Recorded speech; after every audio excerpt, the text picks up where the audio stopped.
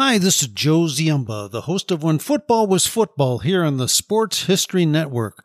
Aside from my podcasting duties, I'm also a sports collector. And as such, I'm very pleased to share the exciting news that the Sports History Network has partnered with Rochester Sports Autographs, the largest JSA authenticated autograph distributor in the United States, where you can get deals on over 30,000 autograph sports collectibles. So as a collector, I was very pleased when I visited the site of Rochester Sports Autographs. The massive inventory is easy to search, carefully documented, and visually appealing. The options seem limitless, whether you're looking for an autographed baseball, signed football helmets, or basketball jerseys, among thousands of others. I found everything from a Babe Ruth autograph, a signed football by Dick Butkus, and an autographed Larry Bird basketball jersey. And as a collector, you'll be delighted with the very competitive pricing on JSA authenticated products.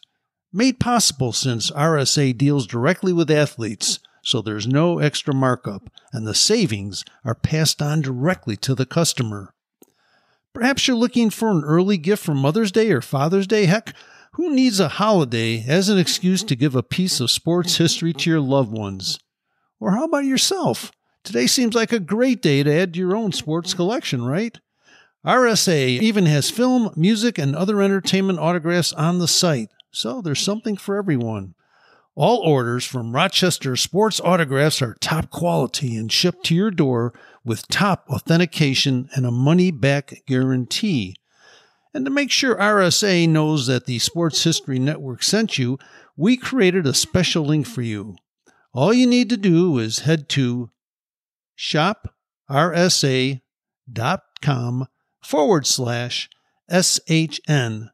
That's shoprsa.com/SHN to get your own piece of sports history today.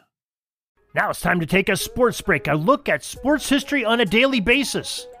Hello, my friends of sports history. This is Darren Hayes of the Sports Jersey Dispatch podcast. Welcome once again to the Pig Pen, your place for all things great in sports history. And welcome to another edition of your sports break, as we are going to talk about some of the greatest events and people in sport associated with April 8th. But before we do, let's make sure we mention our newsletter. It comes out each and every day, 6:30 a.m., tells you everything that's going on, many of the things we're talking about today, and more, from things from the Pig Pen and PigskinDispatch.com, JerseyDispatch.com, SportsHistoryNetwork.com, Orville Mulligan, our audio drama, and so many more things that come up that we want to make sure you get it each and every day delivered to your email inbox. So easy to sign up for. Go to the show notes and go to the email subscription bar and a little link there, and it'll take you right into 2 questions that you have to answer, or go to the top of PigskinDispatch.com or JerseyDispatch.com. So easy to be a part of it, and you can cancel at any time, and it is totally 100% free. Now, our PigskinDispatch.com news of the day. We have some great football news to cover. April 8th, 1943.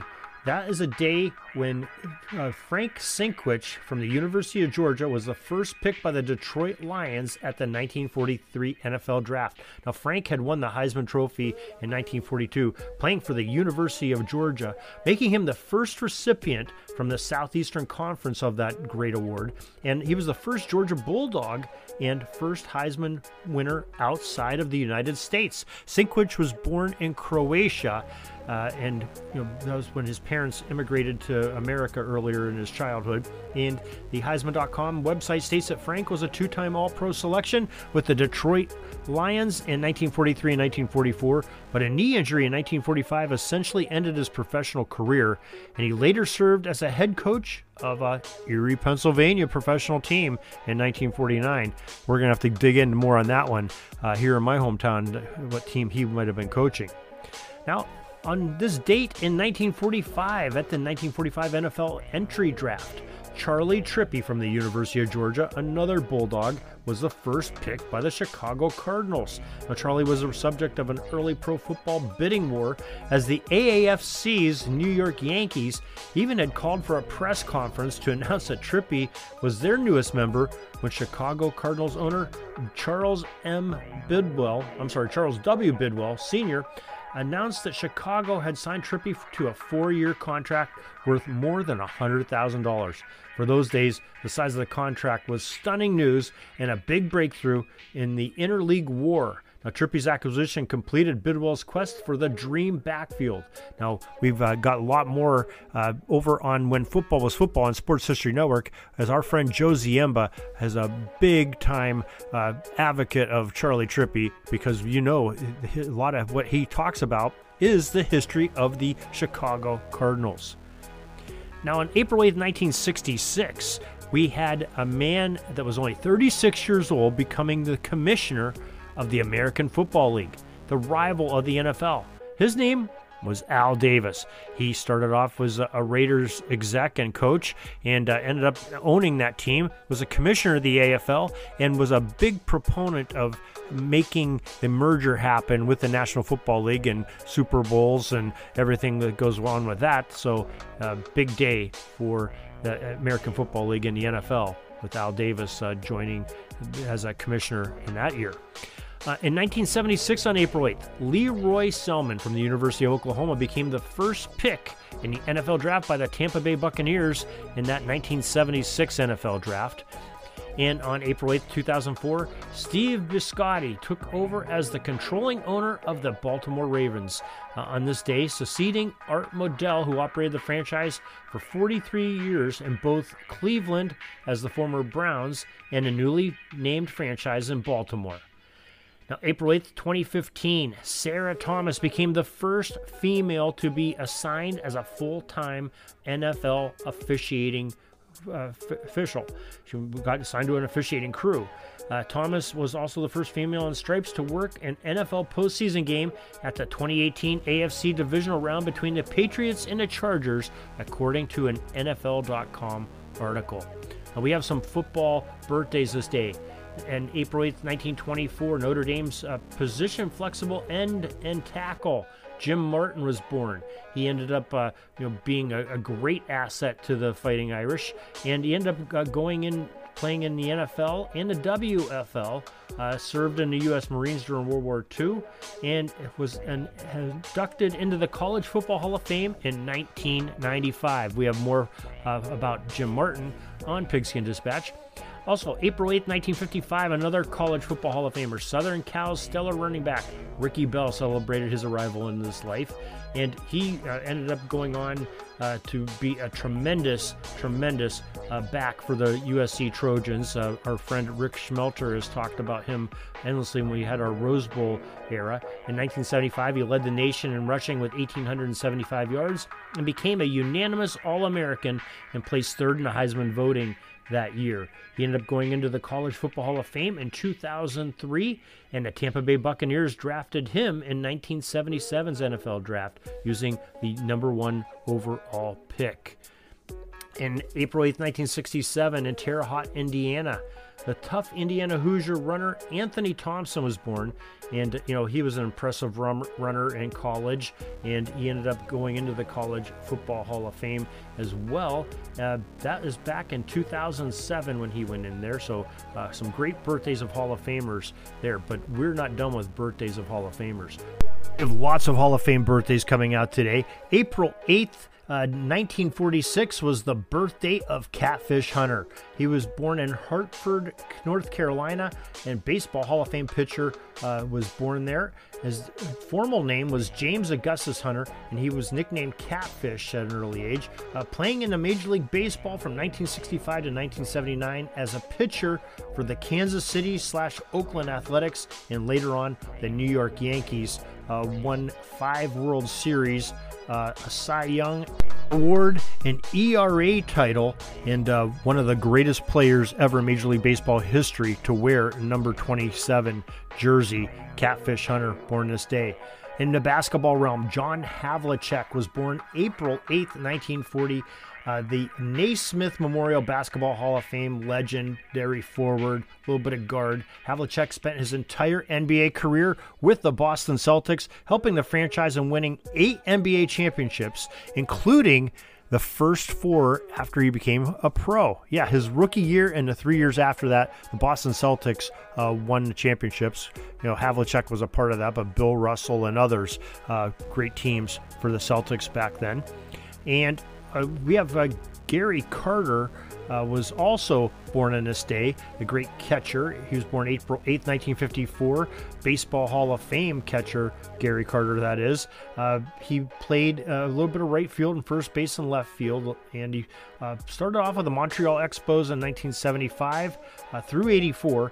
Played with the Mets for 4 years, won a World Series with that great team. Made a return trip to the Expos in 1992, San Francisco Giants in 1990, and the Los Angeles Dodgers in 1991. 18 total seasons for his career. He had an on-base percentage of .439 with 324 career home runs, and he won 3 Gold Glove seasons at catcher as being the best at position in the field. And that's just some tremendous items.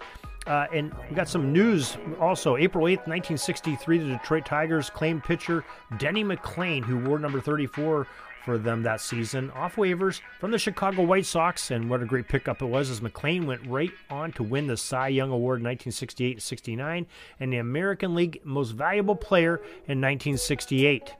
On April 1974, Hank Aaron, wearing that number 44, belted his Major League record-breaking 715th home run to surpass Babe Ruth's long-standing record for the career base clearers.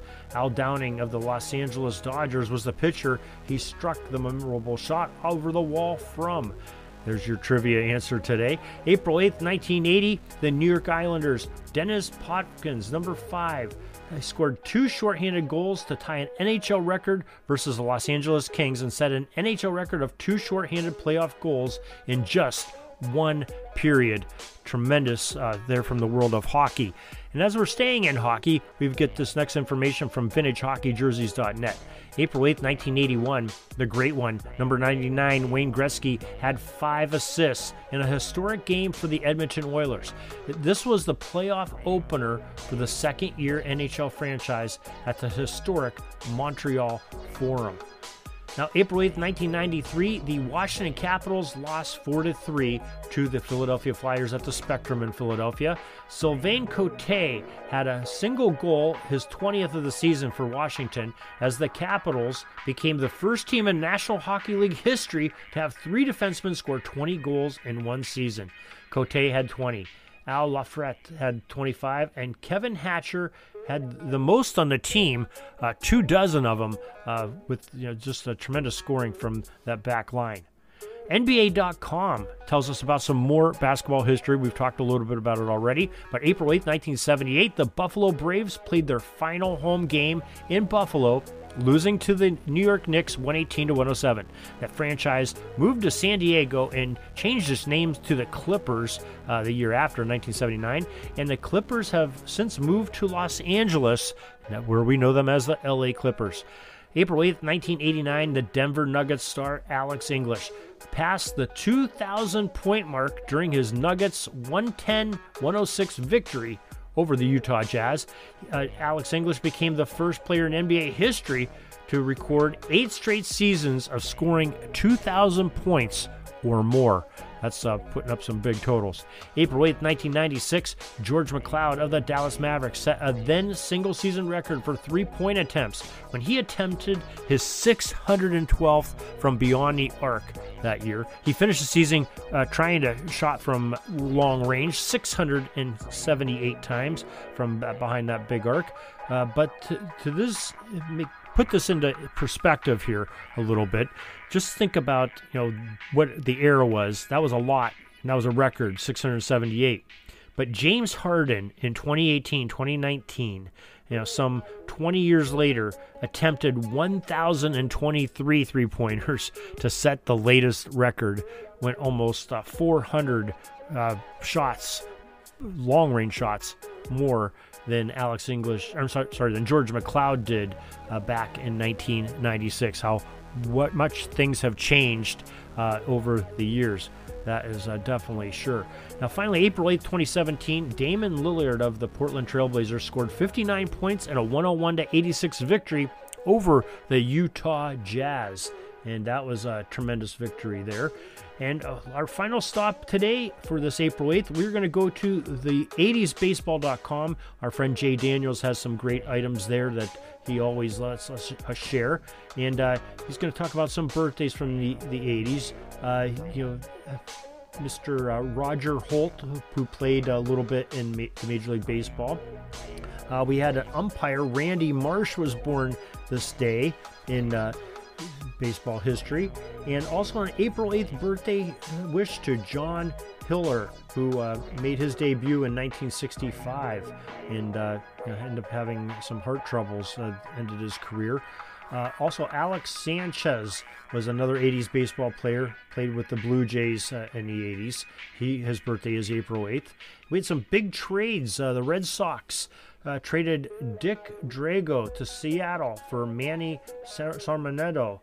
Drago goes 4-6 for the Mariners in his final big league season. And we also had the White Sox sign Al Hrabosky as a free agent on this day in 1983. And that is your sports history for this April 8th, their sports break, and we're so glad that you were able to join us. We thank the VintageHockeyJerseys.com, 80sbaseball.com, NBA.com on this day, and as well as the sports reference websites of Pro Football Reference.com, Baseball Reference, Hockey Reference, and Basketball Reference.com. Great job by all those sites. Make sure you visit them and share them the love, and you'll learn a lot about sports history from these great sites and the information that they share. So we hope you'll join us again tomorrow as we will bring you some more great sports history. Until then, have a great sports history day. We're dribbling around and see the shot clock's almost out, so we got to put up our shot and come back tomorrow for some more great sports history. We invite you to check out our websites, JerseyDispatch.com and PigskinDispatch.com. Not only see the daily sports history, but to experience the preservation of great events and people that play the games. Find us on Pigskin Dispatch. It's also on social media outlets of Facebook, Twitter, Instagram, and don't forget the Pigskin Dispatch YouTube channel to get all your daily sports history. Pigskin Dispatch is happy to be associated with the Sports History Network, the sports headquarters of yesteryear, found at sportshistorynetwork.com. This podcast is part of the Sports History Network, your headquarters for the yesteryear of your favorite sport. You can learn more at sportshistorynetwork.com.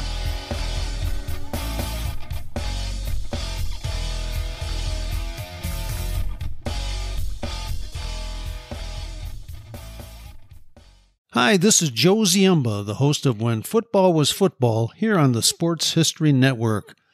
I'm very pleased to announce that I will be partnering with the Sports History Network to give away 2 copies of my latest book called Bears vs. Cardinals, the NFL's Oldest Rivalry. To enter, just head over to the following link, sportshistorynetwork.com/giveaways.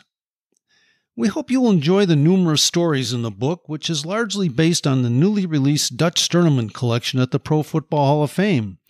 Dutch was the co-owner of the early Chicago Bears with George Halas and kept correspondence, financial records, and scouting reports, which now allow us to peek into the management of an NFL club during the first few years of the league's existence. Along the way, we'll meet unusual gridiron characters from years gone by, including a quarterback who could throw the ball farther behind his back than he could throwing it forward, a Bears lineman who was such a good tavern fighter that he decided to enter the boxing universe, and a Cardinals halfback who gave up the NFL rushing title by deciding to not show up for his team's final game of the season. And can we forget the time the Al Capone mob interrupted a Bears-Cardinals game? The new book was fun to research, and I hope you will enter our free contest today. Once the winners are selected, we'll be in touch regarding shipping as well as to inscribe the book personally for you. This might make a perfect gift for Mother's or Father's Day, or simply add it to your own personal collection. Once again, enter by visiting sportshistorynetwork.com/giveaways. Thank you and good luck.